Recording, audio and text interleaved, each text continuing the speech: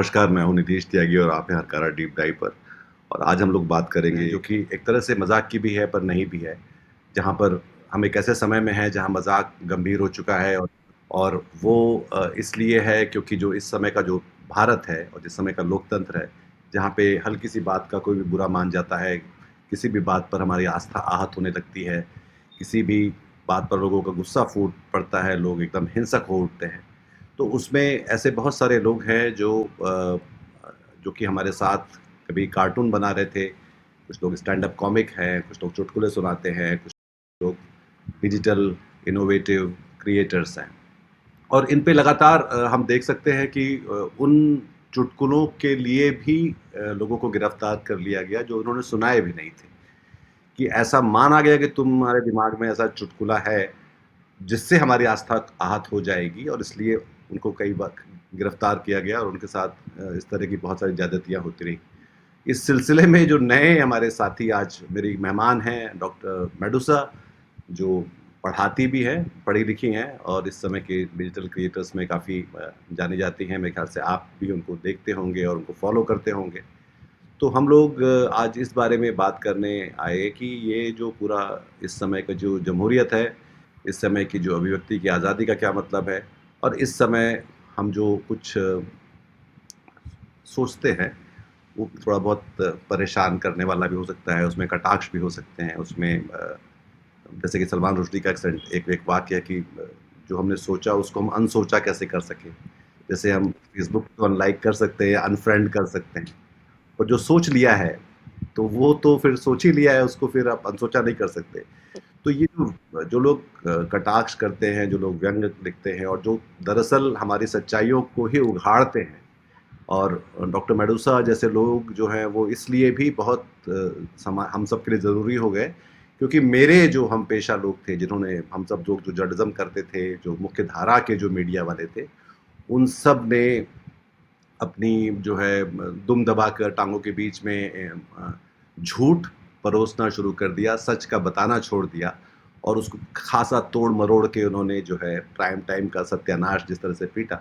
तो इसलिए इस समाज में क्योंकि कहीं न कहीं सच को सामने आना आना होगा और उस इसलिए मेडुसा जैसे लोग जो हैं वो ज़्यादा ज़रूरी भी हैं, प्रासंगिक भी हैं और शायद इसलिए लोग उनको पसंद भी करते हैं। तो मेरा पहला सवाल तो मेडुसा से ये है कि पर मज़ाक करने के लिए कितने पापड़ बेलने पड़े आपको? हाल का जो किस्सा है उसके बारे में अगर आप जी। बता पाएँ कि ये क्या हुआ और किस तरह से आप उससे गुज़रे? मज़ाक तो देखिए मैं मज़ाक करती हूँ, मैं व्यंग्य लिखती हूँ, व्यंग्य परफ़ॉर्म करती हूँ, व्यंग्य के वीडियोज़ बनाती हूँ। और जो जो चीज़ आपने कही ना कि आपके जो हम जो पत्रकारों के लिए आपने बोला व्हाट डिड यू से हम जैसे फॉर एग्जांपल हम हम सफर पेशा हो गया बट हम हम पेशा, पेशा हाँ। हम पेशा जो लोग हैं उन्होंने जो आपको धोखा दिया वो धोखा आप तो एज अ जर्नलिस्ट आप फील करते हैं, लेकिन हम लोग तो जनता थे। मैं मेरा ये काम है नहीं, this is not my job, like व्यंग्य लिखना या फिर वीडियो बनाना मेरा काम नहीं है और होना भी नहीं चाहिए था। एक एक आइडियल सिचुएशन में या फिर नॉन आइडियल सिचुएशन में भी अगर थोड़ा बहुत जैसे हमारी सरकारें चल रही थी पहले, उसमें तो मुझे ये ज़रूरत नहीं महसूस हो रही थी as a citizen of this country. जो प्रॉब्लम्स थे उस उन प्रॉब्लम्स के साथ रहना और उनके साथ नेगोशिएट करके चलना हम लोग शायद थोड़ा-थोड़ा सीख ही रहते, सीखते ही हैं, हर कोई सीखता है। बट वो इतना ज़्यादा हो जाएगा और जो धोखाधड़ी की है जर्नलिज़्म और जर्नलिस्ट ने हमारे साथ, वो तो बहुत ज़्यादा मतलब इतना उसी की वजह से दैट्स द रीज़न। उसी वजह से मेरे जैसे लोग और आम इंसान सामने आया, आम इंसान को लगा कि नहीं बहुत हो चुका है, तो अभी हमको भी थोड़ा-सा आवाज़ निकालने की ज़रूरत है। लेकिन साथ-साथ माहौल ऐसा हो गया था कि बात भी अगर मैं सीधी करती तो भी दिक्कत थी। इसीलिए व्यंग्य का सहारा मुझे लेना पड़ा, इसीलिए टेढ़ी बात करके अपनी बात कहने की कोशिश करने कोशिश मैंने की और काफ़ी मतलब 4 साल तो वो बिना किसी परेशानी के चला। लेकिन फिर 5वें साल में मुझे लगा कि मेरी आवाज़ पहुँच गई है। तो बिकॉज़ मेरी आवाज़ पहुँच गई थी, इसीलिए मुझे एक एफआईआर का, 1 नहीं 2 एफआईआर का एक्चुअली सामना करना पड़ा। और वो हुआ था अभी इसी हाल ही में, अप्रैल के 28 तारीख को वो एफआईआर लॉन्च हुई थी मेरे खिलाफ। और वो पहलगाम के इंसिडेंट के बाद था। पहलगाम के इंसिडेंट के बाद काफ़ी एक बहुत इतनी बड़ी त्रासदी मुझे तो याद भी नहीं है कि आखिरी बार कब हुई थी इस तरीके की त्रासदी। मतलब होटल के बाद, ताज होटल में जो आतंकवादी हमला हुआ था उसके बाद। 26/11 जो बम्बई में बहुत साल पहले, हाँ, हाँ। 26/11 के बाद तो इतनी बड़ी त्रासदी, इतने लोगों की इस तरीके से, और इतना आजकल के समय में वो क्या है ना, जैसे कि अभी गज़ा के साथ हो रहा है, the genocide is being filmed. आप एक आँखों के सामने, पिक्चर पे, आप वीडियोज़ पे आप देख रहे हो कि एक नरसंहार हो रहा है, और आप इतने ज़्यादा अम, कमज़ोर हैं, और इतने ज़्यादा आपके पास कम प्रोविजन है कि आप उसके अगेंस्ट कुछ कर सके, कुछ मतलब बोल भी नहीं पा रहे हैं, you can't even talk about it. उस पे इतनी ज्यादा सेंसरशिप की जा रही है, हो रही है।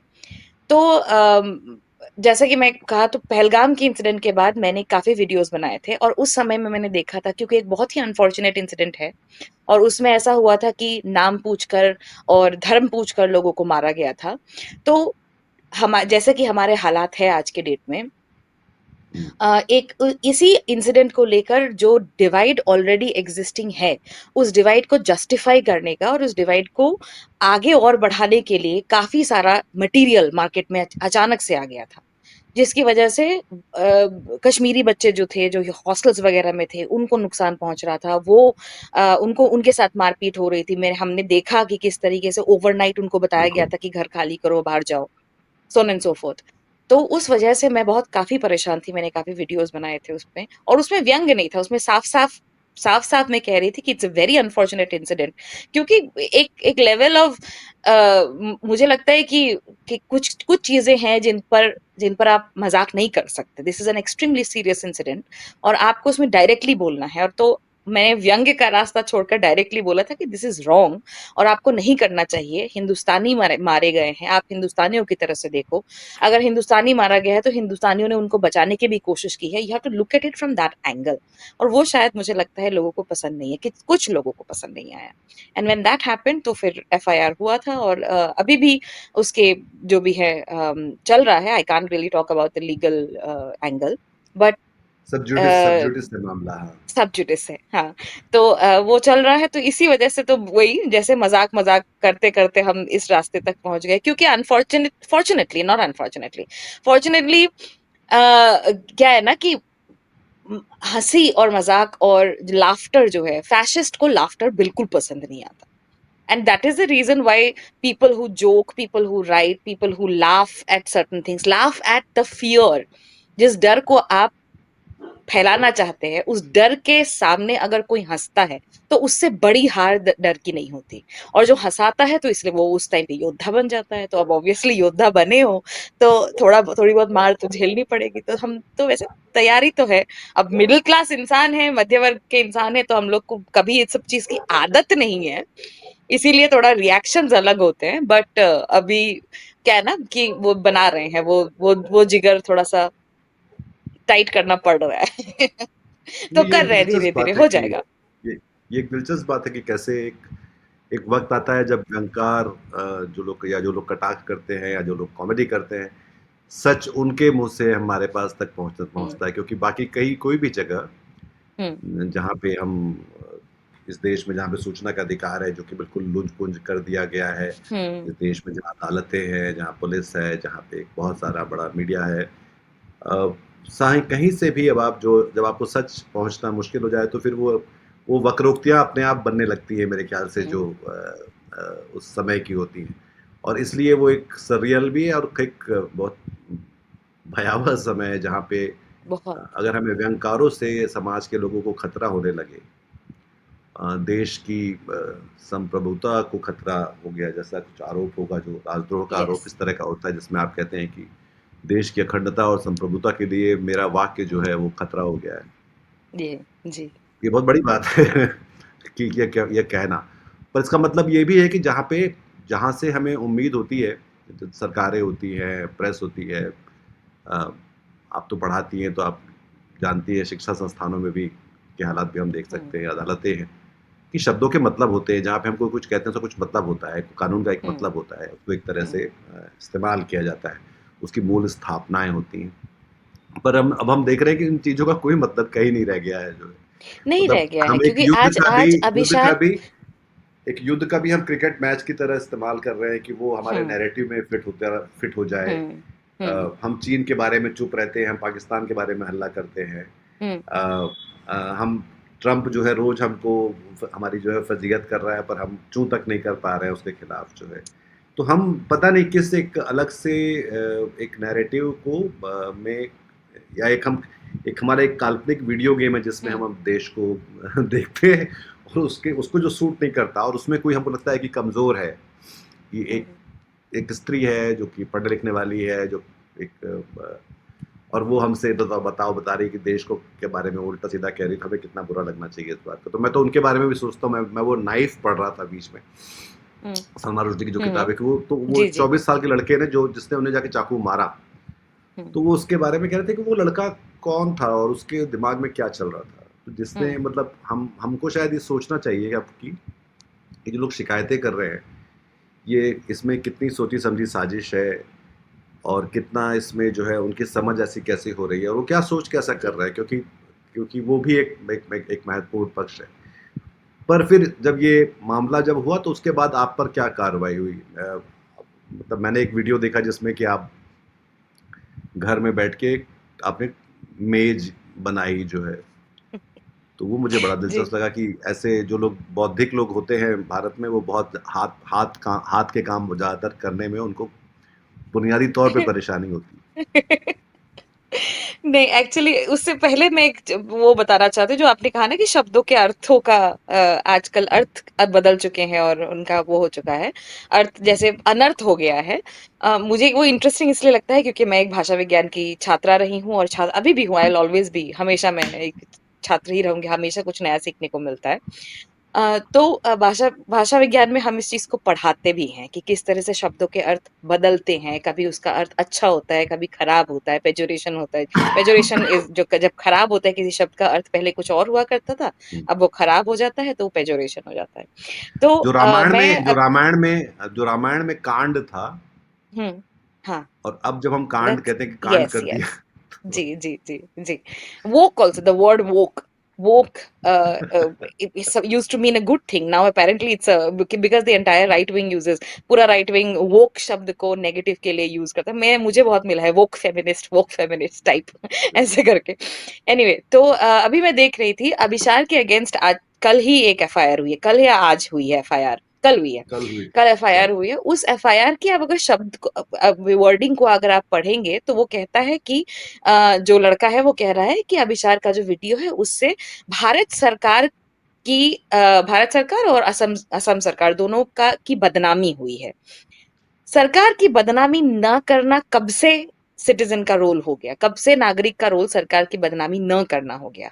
और बदनामी कैसे हो, मतलब सच कहने से या फिर सच के, वो जर्नलिस्ट है, वो जर्नलिस्ट का काम है फैक्ट्स को रिपोर्ट करना, वो फैक्ट्स को रिपोर्ट कर रहे हैं और उसके बावजूद आप कह रहे हो बदनामी हो रही है एंड उसकी वजह से उन पर देशद्रोह राजद्रोह वगैरह सब फॉर एग्जाम्पल। तो राजद्रोह आप या देशद्रोह आप जैसे ही लगाते हो, आपने सरकार को इक्वेट कर दिया ना राष्ट्र के साथ, जो कि एक बहुत ही गलत इंटरप्रिटेशन है और अर्थ का अनर्थ होने वाली वहां पे बात आ जाती है। बट एनीवे, अभी मैं आपके वो जो इसमें मेरी टेबल के बारे में बात करूं, अभिसार से पहले सिद्धार्थ और सिद्धार्थ पे भी, वयवद राजन करण पे और थापर करण थापर पे भी करण थापर उनका पर भी उनके वही उनके लगने लगा उनके है। ऊपर तो एक और केस लगा हुआ था जिस पर सुप्रीम कोर्ट ने स्टे दिया, इसीलिए असम गवर्नमेंट में दूसरा लगाया। आई I मीन कितना समय है कितना, अरे नहीं, पर बाकी सारे ये प्रॉब्लम्स। वही मैं कह रहा हूँ कि ये बहुत इतनी मासूमियत के साथ कुछ भी नहीं हो रहा है। जी ये बिल्कुल सब इस बिल्कुल तरह से बिल्कुल। एक ट्रेडिशन के कानून या केस बनाने की हम्म एक तरह से फैक्ट्री की तरह ही काम हो रहा है, फैक्ट्री सेटिंग हम्म की तरह चलता है। हम्म और वो हम्म लगातार उन लोगों को तंग करने के लिए है जहाँ पर आपको पता है कि हालाँकि कुछ होगा नहीं। और हम्म फिर हम लोग पहले टेबल के बारे में बात करते हैं, फिर उसके बाद जो प्रोसेस पनिशमेंट हाँ, के बारे में क्योंकि बात बिकॉज़ करेंगे, जहां मैं पर हम। मुझे भी टेबल बहुत पसंद है और मैं I am very proud of the fact कि मैंने टेबल बनाई। क्योंकि मैंने भी नहीं सोचा, मैंने कभी नहीं सोचा था कि मैं कर पाऊँगी। लेकिन मेरे सर ये मेरे कैरेक्टर का एक वो है, तरीका है कि मतलब मुझे हमेशा लगता है, हमेशा मुझे ये लगता है कि अगर कोई काम है, अगर मैं देखती हूँ कि कुछ कोई काम है, मुझे अब ये गलत भी हो सकता है, सही भी हो सकता है, अच्छा भी हो सकता है और बुरा भी हो सकता है। मुझे लगता है कि मैं ये बेहतर कर पाऊँगी। जैसे अभी मुझे लगता है कि अगर मैं प्रधानमंत्री होती तो मैं बेहतर काम कर पाती। अब मुझे कोई बिल्कुल। एक्सपीरियंस है नहीं, पर मुझे हम्म। लगता है वो है कॉन्फिडेंस अंदर नहीं, में जो वो जो कॉन्फिडेंस। जो जो जो बने उन्हें कौन सा एक्सपीरियंस था। सॉरी। हाँ, तो ये बचपन से है कि अगर कुछ है तो अरे मतलब मुझे नहीं लगता कि ऐसा कोई काम है जो मैं ना कर पाऊँ। ऐसा मेरा बचपन से ही है और दिमाग में है फीड। तो मुझे एक्चुअली एक टेबल चाहिए थी। ये एफआईआर के पहले की बात है। मेरे मम्मी पापा आने वाले थे, मम्मी पापा बुआ फूफा जी सब लोग आने वाले थे घर। तो मेरे घर में एक छोटा टेबल है, चार जो फोर फोर सीटर का। अब बुआ फूफा जी भी आने वाले थे, तो मुझे लगा मुझे टेबल बड़ी चाहिए। तो मैंने देखा कि अमेज़न वगैरह पे अगर टेबल अवेलेबल है तो मैं ले लेती हूँ। तो मुझे एक टेबल बहुत पसंद आई क्योंकि वो फ़ोल्डेबल टेबल थी और बहुत कम जगह में वो अगर आप यूज़ नहीं कर रहे हो तो उसको फ़ोल्ड करके रख दो बढ़िया से, कोई दिक्कत नहीं। आधी भी हो जाती थी और फैल के वो 6 सीटर भी हो जाती थी। तो वो टेबल, लेकिन वो डिलीवरी मुझे दे रहा था जून में। और मेरे मम्मी-पापा आने वाले थे मई में। तो मुझे लगा मई में आने वाले हैं, तो मैं जून में तो डिलीवरी होगी तो इट्स नॉट पॉसिबल। तो मैं ज़रा देख आती हूँ बाहर। तो बाहर भी मैं गई देखने के लिए, तो जब मैंने पूछा कि कितना लगेगा बनवाने में, तो मुझे कोट किया गया 80,000 लगेंगे या 85,000 लगेंगे, क्योंकि फोल्डेबल टेबल थी, काफ़ी उसका इंट्रिकेट काम था। तो मैंने कहा इतने पैसे तो है नहीं मेरे पास, तो मैंने सोचा कि एक बार ऐसे ही देखती हूँ कैसे बनता है और क्या है, क्या मैं किसी को कारपेंटर को घर पे बुला, क्योंकि हमारा एक जैसे होता है ना कि यहाँ पे 8-10 साल हो हम्म। गए, कोई लोग होते हैं, बड़े ही होते हैं जो घर का ही काम कर जाते हैं, जैसे खिड़की लगवानी हम्म। हो, दरवाज़ा करना हो, तो उनको किसी को बुला के घर पे अगर मैं करवा सकती हूँ तो फिर मैंने यूट्यूब पे सर्च किया तो मुझे एग्ज़ैक्टली उसी टेबल का एक यूट्यूब ट्यूटोरियल मिला। जब मैंने ट्यूटोरियल डीआईवाई हो देखा तो गया। मैंने सोचा कोई मतलब इतना मुश्किल तो नहीं है। और ये जो जो अंदर का कॉन्फिडेंस है ना, जो भगवान ने और कुछ नहीं दिया, भगवान ने बचपन से कूट-कूट के बस यही दिया है कि हाँ, कर लेगी तू। तो उस वजह से मैंने फिर सोचा कि मैं तो कर तो सकती हूँ। फिर मैंने अपने हस्बैंड को बोला कि आपको क्या लगता है कि will I be able to do it? और उनको मेरे पे इतना भरोसा है कि हाँ, हाँ। क्योंकि वो जानते हैं, वो 15 साल से जान पहचान है। लाइक हाँ, कर लोगी, तुम तो कर ही लोगी, तुम अगर तुम सोचोगी तो। क्या चाहिए होगा? मैंने कहा मुझे एक वो सर्कुलर वाला सॉ चाहिए होगा, इलेक्ट्रिकल वाला, और बाकी ड्रिल विल तो है ही मेरे पास, तो मैं देखती हूँ। तो वैसे करके जो शुरुआत हुई, जो दिमाग में घुसा वो कीड़ा, तो फिर मैंने लकड़ी मंगवा ली थी। लकड़ी मंगवाने के मुझे लगता है 2 या 4 4 दिन बाद एफआईआर लग गई। तो मेरा काम 2 दिन के लिए बस थमा था और फिर मैंने सोचा कि अब तो मतलब फिर वो रह गया, 2-3 दिन के लिए वो रुक गया था काम। बट बिकॉज़ एफआईआर के बाद मुझे मतलब बिकॉज़ नंबर भी लीक हो गया था और काफ़ी प्रेशर हर तरफ से था कि अभी चुप रहो, कुछ मत बोलो। लॉयर्स भी बोल रहे थे कि नहीं अभी आप सोशल मीडिया से दूर क्या रहिए बात थोड़ा-सा। करिए, सोशल मीडिया हो रही है। हाँ, तो उस वजह से मैंने सोचा कि नहीं अभी थोड़ा-सा मतलब क्या करूँ फिर? और दिमाग में और उस समय में इतना कुछ हो रहा था कि मुझे मतलब ऐसी एक बेचैनी थी कि मैं कैसे ना बोलूँ इन चीज़ों के बारे में? कैसे ना बोला जाए? जंग शुरू हो चुकी थी और जंग शुरू होने के बाद जो हमारी मीडिया कर रही थी, ठीक है? इस्लामाबाद में हम लोग धावा बोल रहे थे, हमने क कैप्चर कर लिया था। मुझे आज की रात इतनी कराची, शर्म आ रही थी, रावलपिंडी। इतनी शर्म आ रही थी कि मुझे मतलब बहुत ज़्यादा बेचैनी हो रही थी। तो मुझे लगा कि मुझे ये जो बेचैनी है वो मुझे कहीं न कहीं तो कहीं न कहीं I have to take it out. तो तब मैंने शुरू किया कि नहीं अभी चलो इस पे निकाल देते हैं, इसी पे क यही काम कर लेते हैं, कंप्लीट कर लेते हैं। Let me start finish this when I the finish this thing that I started. और तब मैंने काम करना शुरू किया था और उससे मुझे बहुत ज़्यादा राहत मिली थी, क्योंकि इतना फिज़िकल लेबर है ना, लकड़ी उठा के लाओ, उसको काटो, उसको सैंडिंग करो, उसकी पॉलिशिंग करो, पहले ये करो। और क्योंकि एकदम जिंदगी में पहली बार कर रहे थे, कुछ नहीं पता था मुझको। मैं आपको एक चीज बताऊं, एक वो लगता है चिजल, चिजल जो लगता है उसको चौसी बोलते हैं। चौसी खरीद के लाई मैं वहां से, और जो बीच का एक कभी आपने देखा होगा लकड़ी को ज्वाइन करने के लिए बीच में एक जॉइंट करना पड़ता है। ठीक है? वो जॉइंट करने के लिए मैं उसके लिए चिज़ल ही लगता है। तो मैं चिज़ल मार रही हूँ अपना, मैं अपनी चौंसी से काम कर रही हूँ, और वो बहुत मुश्किल से हो रहा है मुझसे। बहुत ऊबड़-खाबड़ बन रहा है, क्योंकि मुझे नहीं पता था कि चिज़ल में धार लगती है। मैं मार्केट से लेके आई थी और मैंने उसमें धार वार कुछ नहीं लगाया। मैं उसी तरीके से एक कंप्लीटली अनशार्पेंड चिज़ल से मैंने लकड़ी काटी और उसी से मैंने वो बनाया, जो अपने जॉइंट्स थे वो बनाए। वो तो मुझे जब कंफ्यूजन हुआ और मैं बाद में गई बढ़ई के पास कि भैया मेरे को समझ में नहीं आ रहा कि आप इतने आराम से कर ले रहे हो ये चीज, मैं क्यों नहीं कर पाती। तो उन्होंने कहा कि मैडम कुछ नहीं, आपको बस मतलब ऐसे ही करना होता है। फिर मैंने उसका चिजल देखा, बहुत शार्प था, मेरा तो उतना शार्प नहीं था। तो उन्होंने कहा आपने धार नहीं लगाया? मैंने कहा नहीं, मैं तो मार्केट से लेके गई थी। वो इतना हंसा मेरे पे, इतना हंसा, मुझे इतनी शर्म आई मेरे पास वो वीडियो भी है जब मुझे रियलाइज हुआ कि चिजल में धार भी लगानी चाहिए। तो लेकिन जो फिजिकल लेबर जो उस टाइम पे लगा, जो मेरा पूरा बॉडी उस एक चीज को बनाने में मैंने जो कंसंट्रेशन किया, उससे मेरी मेंटल हेल्थ को बहुत बहुत protection, I was very protected at that point of time. क्योंकि जिस दौर से मैं गुजर रही थी उसमें जिस तरीके का प्रेशर था, और जिस तरीके की मुझको एक गिल्ट भी हो रहा था ना, क्योंकि अकेले मेरे पे प्रेशर नहीं है। अकेले मेरे पे प्रेशर होता तो मैं झेल जाती। मेरे हस्बैंड का की शक्ल देखने लायक थी उस टाइम पे, 10 किलो बेचारे का वजन लूज हुआ है। और मुझे खुद के लिए कोई डर नहीं था। मैं तैयार थी कि नहीं चलो अगर जेल जाना पड़ेगा तो जेल जाएंगे। क्योंकि मेरा हमेशा से ये मानना है कि एक आजादी की जंग तब थी और दूसरी आजादी की जंग अब छद्म तरीके से ही हम लड़ जरूर रहे हैं, एक आजादी की ही जंग है। तो वो उस एक टाइम पे लगातार बड़े रहती लोग, है मेरे बड़े ख्याल से, पर ये जो स्ट्रेस की बड़े जो बात बुजुर्ग गए थे, निकलती हम भी जाएंगे कोई बात नहीं। तो उनकी शक्ल मुझको देखने में वो लगता था। मम्मी पापा आए हुए थे उस टाइम पे, क्योंकि उनको लगा था कि उनको उनके सपोर्ट की मुझे जरूरत है। वो दोनों बेचारे इतने इतने परेशान, जबकि दोनों ही बोलते थे कि बेटा तुम बिल्कुल नहीं घबराना, बिल्कुल नहीं, वो तुम बहुत सही कर रही हो, जो कर रही हो बिल्कुल सही कर रही हो, तुम्हें परेशान होने की जरूरत नहीं है। लेकिन मुझे पता था ना कि बेचारे वो भी तो परेशान है, पूरा परिवार परेशान, भाई बहन परेशान, सब लोग। तो उस वजह से तो उनको, मुझे देखकर उनको भी राहत रही कि मैं काम कर रही हूँ, बिजी हूँ और इन सारी चीजों के बारे में नहीं सोच रही हूँ। और मेरा मेंटल हेल्थ तो चलो सिक्योर था ही।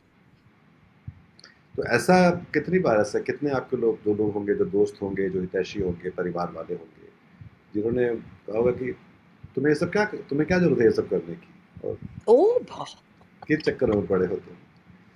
तो बहुत उसका बहुत क्या, बहुत। ये बातचीत हम खुद से भी करते हैं जब जब ये हो रहा होता है, जैसे कि जो हाँ।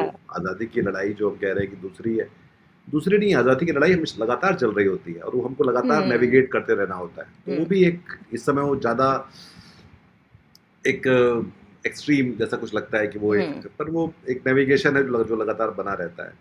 पर ये जो मैं कह रहा था कि जो सब लोग जो आपको हिदायत देते हैं कि भाई आप किन चक्करों में पड़े हो, आप चाह क्या रहे हो, तुम्हारा क्या बिगाड़ा है, और ऐसे बहुत सारे, हम दोनों अगर बात या। करेंगे तो 12 15 20 वाक्य निकल आएंगे जो कि इस भलमन साहत में कहे तो जाते हैं, पर उससे दरअसल किसी का भला नहीं हो रहा होता। हम्म।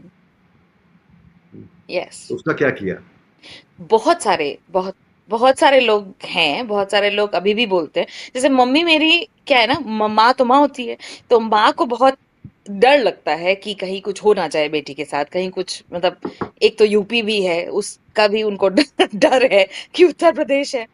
तो वो खुश बहुत होती हैं जब भी मैं कोई वीडियो वो लोग बनाती हूँ, कहाँ जब भी रहते हैं? कोई, क्योंकि क्योंकि ये असम में हिमंत बिस्वा शर्मा है हमारे सीएम साहब। तो क्योंकि वही मैं कह रही हूँ कि वो खुश बहुत होती हैं, क्योंकि जो मेरा ये नेचर है, जिस तरीके का मेरा बोलने का नेचर है, जिस तरीके का मेरा किसी भी इनजस्टिस को ना सहने का नेचर है, वो उन्हीं से मिला है। उन्हीं का उन्हीं जिंदगी भर उन्हीं को देखा है। हमेशा वो मुखर होके चीजों को कहती है, कोई भी टॉपिक हो, कोई भी चीज हो। हमें बड़ा पाला पोसा बड़ा किया है। तो उन्हीं से मिला है, लेकिन फिर भी बेटी के लिए तो उनको डर लगता ही है। तो इसीलिए वो थोड़ा सा मुझे बहुत खुश होते, कोई अच्छा वीडियो बनता है, बहुत अच्छा बनाया बेटा, बहुत अच्छी है, लेकिन थोड़ा संभल के, वो तो हमेशा वो कहेंगी। तो वो है, बट बाकी जो कुछ दोस्त हैं, एक तो क्या है ना कि मैंने, वो जो लोग कहते हैं ना कि पॉलिटिक्स और दोस्ती मिक्स नहीं करनी चाहिए और ऐसा नहीं करना चाहिए, मैं उसके पक्ष में बिल्कुल नहीं हूँ। सो ऐसे अब मेरे कोई दोस्त बचे नहीं जो कहते हो कि मत किया करो, क्या जरूरत है, क्या है, ये है वो। तो ऐसे मेरे कोई दोस्त अब बचे, वो मेरे सर्कल में नहीं है, they not they do not have the privilege to be my friends anymore. और जो हैं वो कंसर्न से बोलते हैं। और इनफैक्ट मैं आपको बताऊं कि जब मुझ पर एफआईआर लगी थी तो मेरे ऐसे दो दोस्त थे जिन्होंने फोन करके मुझको मुबारकबाद दी थी।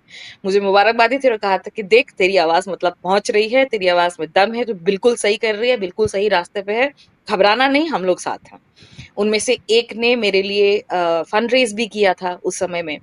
तो मैं बहुत मतलब क्योंकि अगेन जैसे हम लोग अभी हम लोग पहुंचेंगे उस टॉपिक पर, बट प्रोसेस जो है, क्योंकि पैसा तो लगता है भैया, और हम लोग क्या है ना, एक वही वही चीज जो है कि हम मिडिल क्लास के लोग हैं, मिडिल क्लास के लोगों को इन सारी चीजों की आदत होती नहीं है। वी डू नॉट नो, हमको नहीं पता कि पुलिस स्टेशन क्या होता है, पुलिस केस क्या होता है, कहाँ वकील, कहाँ कौन सा सही होता है, वकील को कैसे एंगेज आई थिंक करते हैं, एक अच्छे वकालतनामा क्या होता है। लोकतंत्र की ये निशानी है कि आज हमारा भारत का जो लोकतंत्र है, मैं तो ये हमेशा हाँ। कहता हूँ सब लोगों से कि जहाँ के लोग अगर इन चार जगहों में जाने से डरते हैं, हम्म। पुलिस थाने में जाने से हम्म। डरते हैं, हम्म। अदालतों में जाने से डरते हैं, सरकारी अस्पताल में जाने से डरते हैं, और यस। जो बड़े जो मीडिया के जो ऑफिसेज हैं उनमें घुसने से डरते हैं, तो उस देश का लोकतंत्र कितना बीमार है इस बात को अंदाजा लगाया जा सकता है। दूसरी बात ये एग्जैक्टली। कि सिर्फ ये मिडिल क्लास की बात भी नहीं है, ये बात ये है कि हमारे मतलब किसी के लिए भी एक रीम ऑफ द अननोन में जाना है कि हमें नहीं पता कि यस। ये केस क्या होने वाला है, कैसे प्ले हम्म। आउट करेगा। जिन्हें पता कोर्ट है, कचहरी का अगर मैं एक चक्कर। शातिर, मैं चाहे किसी भी क्लास का हूँ, लोअर मिडिल क्लास का हूँ या बड़ा हाई क्लास का हूँ या बड़ा हम्म। उद्योगपति हूँ, इलिट। हम्म। एलीट हूँ, उद्योगपति हूँ, मतलब क्रोनिक कैपिटलिस्ट हूँ, और भी हम और करीब बात आगे समझ बात रही कर हूँ मैं सकते आपकी हैं। बात। तो हमें पता है कि ये वो हमारा अननोन का रीम नहीं है, हमें पता है कि हम्म। ये बात किधर जाने वाली है, कौन से कोर्ट में क्या होगा, कैसे अदालत जाएगी। जी। जैसे कि मतलब हम देख सकते हैं कि अगर आप ठीक ठाक रसूखदार हैं तो आपको आपको अमेरिका से आया हुआ सम्मन भी पेश नहीं किया जाएगा। नहीं किया जाएगा। तो ये उनको पता है कि ऐसा कुछ नहीं होने वाला। ये मेडुसा को हम्म। नहीं पता है हाँ। कि उसके साथ कहाँ पे क्या कैसा हो सकता है, या कब और भी समन आ ऐसे जाए। बहुत सारे लोग होंगे। हम क्योंकि हम उससे गुजरे नहीं, हमने कभी सोचा नहीं कि ये हमारे साथ भी ऐसा होगा। हम्म। पर और ये जब कहा था तो ये सोच के नहीं कहा था कि ये इस हम्म। तरह की जो है मुसीबत गले पड़ने वाली है, इस तरह से। हम्म। हालांकि वो मुसीबत है भी कि या नहीं, फिर जो ये या भी एक फिर जो सवाल है। कह रहे हैं वो गलत है। हाँ, एग्जैक्टली। अगर आप आवाज उठा रहे हैं एक सर्वहारा वर्ग के लिए, एक ऐसे वर्ग के लिए जिसके खिलाफ, जिसके अगेंस्ट डिस्क्रिमिनेशन होता है, किसी भी लेवल का डिस्क्रिमिनेशन, चाहे वो रिलीजन पे हो, कास्ट पे हो, जेंडर पे बेस्ड हो, अगर आप बिल्कुल। उनके लिए आवाज उठा रहे हैं तो वो गलत होगा किसी की नजर में। तो वो आप हम्म, एक्सपेक्ट नहीं करते हैं। तो उस वजह से तो वही ना, जो जो ऐसे अगर लोग, ऐसे लोग अभी मेरे सर्कल में नहीं है जो कहते हैं कि मत किया करो। परिवार है, परिवार के कुछ लोग हैं जो कंसर्न के तौर पर कहते हैं, लेकिन अब तो उनको भी आदत हो गई है कि ये तो नहीं चुप रहेगी। और मुझे बहुत भरोसा है कि धीरे धीरे सब, हर किसी तक ये बात पहुंचेगी और ये अंडरस्टैंडिंग पहुंचेगी कि भैया जो आप भी कर रहे हो वो भी सही, वो सही नहीं है। ये जो न्यूट्रलिज्म या फिर ऑन ए पॉलिटिकल होने का नाटक है, that is also something which is incorrect. I am sorry. नहीं सुखी। तो उस पे एक और बात भी कि आप एक यूनिवर्सिटी में हैं, और हम देश में देख सकते हैं कि यूनिवर्सिटीज जो है जहाँ पे एक श्रीकांत वर्मा की लाइन है ऐसा कुछ की, कौशल किसमें? कौशल में विचारों की कमी है, ऐसी एक लाइन है श्रीकांत वर्मा की। तो वो बता रहे हैं कि मतलब कैसे जो है वो, जहाँ विचार होना चाहिए, हम्म। जहाँ से विमर्श हमारा आगे बढ़ना चाहिए, और विमर्श जी। जहाँ तब आगे बढ़ेगा जब हम बहस करेंगे, जब हम तर्क पे बात करेंगे। तो हम देख सकते हैं कि और ये अभी तक शायद बाकी जगहों पे जहाँ जिस तरह से हम देखते हैं कि शांति निकेतन में कल अमर्त्य सेन पे एक भाषण था जो कैंसिल कर दिया गया, जो जादरी देखा उसको था कहना मैंने। बोलना था। देखा था। दिल्ली यूनिवर्सिटी में हम लगातार इस तरह के चीज़ें देखते हैं। जी। हम ही लोग जो है अपूर्व आनंद और मैंने फिलिस्तीन की कविताओं को हिंदी अनुवाद किया था, हम वहाँ पे जाके पढ़ना चाहते थे, तो वो उसके लिए मना हो गई एन वक्त हम्म। पे। तो लगातार ये रोज के एक्सपीरियंसेस का एक नॉर्मलाइज अब एक दुनिया जहाँ पर है, हम उसको उस तरह से देख सकते हैं। हम्म।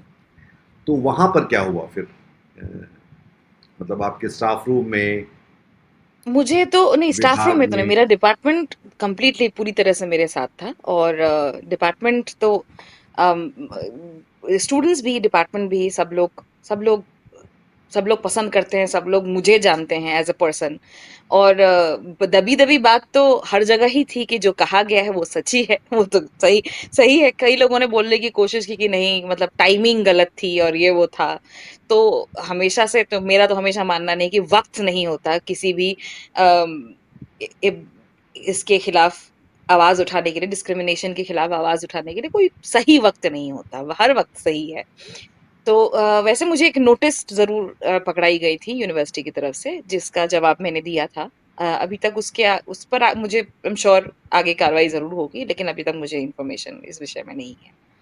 और जहाँ तक कोलीग्स वगैरह की बात थी, एवरीबॉडी, मुझे लगता है मुझे लगता है कि अम, आज वैसे भी हम लोग हमारे यूनिवर्सिटीज वगैरह में देखेंगे तो जिस तरीके से एक सिस्टमैटिक विश्वविद्यालयों का एक वो हुआ है, डीवैल्यूएशन, और हुँ। क्या कहते हैं उसको, जिसमें आधार आप हटा देते हो ना। जो छात्र राजनीति थी, छात्र राजनीति को आपने कमजोर किया है हर जगह। मैं जवाहरलाल नेहरू यूनिवर्सिटी में पढ़ी पढ़ी हूँ, वहां पे मैंने सब कुछ देखा है। और आज की डेट में जो जवाहरलाल नेहरू यूनिवर्सिटी है और जिस यूनिवर्सिटी से मैं पास आउट हुई हूँ, उनमें जमीन आसमान का फर्क है। छात्र राजनीति देख लीजिए आप, या वही फिर मेरा मतलब एनवायरनमेंट वही को ही था। अगर आप देखो, बिल्कुल। एनवायरनमेंट ही अगर आप देखो तो उसमें भी जमीन आसमान का फर्क है। और और वही ना, जैसे आपने कहा कि डीयू में आप लोग कविता सुनाने जा रहे थे, वो आप करने नहीं दिया। मुझे याद है कोलकाता यूनिवर्सिटी में वो लोग जाने भी दो यारों का स्क्रीनिंग करना चाहते थे। जाने भी दो यारों कब बन गई वो तो पिक्चर ऐसे आज बन भी नहीं सकती उस तरीके की पिक्चर। उसकी स्क्रीनिंग नहीं होने दी। एंड वी ऑल नो कि आई थिंक कब कब था, 2019 में या 20 में था, जब उनका सब्यसाची बोल के एक जो वो हैं स्कॉलर है, उनका अशोका यूनिवर्सिटी में एक पेपर आया था हुँ, अबाउट इलेक्शन मैनिपुलेशन। मैनिपुलेशन और उसकी वजह से उनको नौकरी बिल्कुल, गंवानी पड़ी थी। बिल्कुल। उनकी नौकरी चली गई थी क्योंकि वो डेटा बेस्ड पेपर था वो, और वो पेपर मेरे पास अवेलेबल है, जब मैंने पढ़ा था। सबके उसमें पास है उन्होंने बेटा, ये सबके दिखाया पास था वो कि किस पीडीएफ में आ तरीके गया है। से, सॉरी। सबके पास वो पीडीएफ में है, कहीं न कहीं हाँ, पहुँच हाँ। जाता है। जैसे कि अब ये 25 किताबें कश्मीर में बैन कर दी गई हैं और उसके सबके विषय में पास मैंने एक रील देखी थी उसके कि कारण डिजिटल पीडीएफ सबके पास आ गया है। सबके, हाँ, उसमें मैंने वो एक रील देखी थी कि मैं सोच रही थी कि कौन सी किताब पढूं, अगली कौन सी किताब पढूं। फिर सरकार ने 25 किताबें बैन कर दी, तो मुझे तो पूरा लिस्ट मिल गया।